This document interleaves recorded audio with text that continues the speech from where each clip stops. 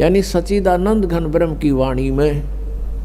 यहाँ चौथे अध्याय के 32वें श्लोक में अनुवादकर्ताओं ने अनर्थ किया है, शब्दों के अर्थ ठीक नहीं किए। ब्रह्मणे मुखे का अर्थ इन्होंने किया है वेद की वाणी। ब्रह्म का अर्थ वेद नहीं होता, ब्रह्म का अर्थ प्रभु होता है, परमात्मा होता है।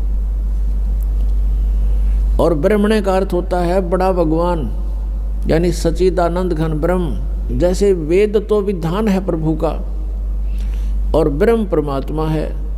यदि कोई राजा का अर्थ संविधान करता है किसी प्रकरण के अंदर, तो उसको ज्ञान नहीं है, वो मूर्ख है बिल्कुल। राजा तो एक प्रबंधक है, मैनेजमेंट करने वाला है, कंट्रोलर है। उस वेद संविधान उसका कानून है, उसमें कानून लिखा, कोई ऐसी गलती करेगा तो ऐसी सजा होगी, ऐसी करेगा तो ऐसी सजा होगी। ऐसे ही ब्रह्म तो प्रभु है और वेद उसका विधान है। तो यहाँ इन्होंने अर्थ गलत कर दिए।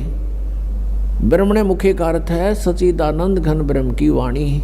मुखे माने उसके मुख से बोले गए वचन, उस कबीर वाणी में, उस सूक्ष्म वेद में बहुत विस्तार के साथ लिखे हैं।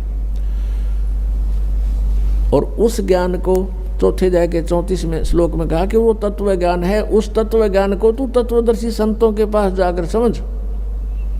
इससे सिद्ध है कि गीता ज्ञानदाता भी उस सूक्ष्म वेद से परिचित नहीं है। तो इससे यह भी सिद्ध हुआ कि सूक्ष्म वेद की जानकारी श्रीमद् भगवद गीता में नहीं है। अधिक जानकारी के लिए डाउनलोड करें संत रामपाल जी महाराज ऐप व सब्सक्राइब करें संत रामपाल जी महाराज यूट्यूब चैनल।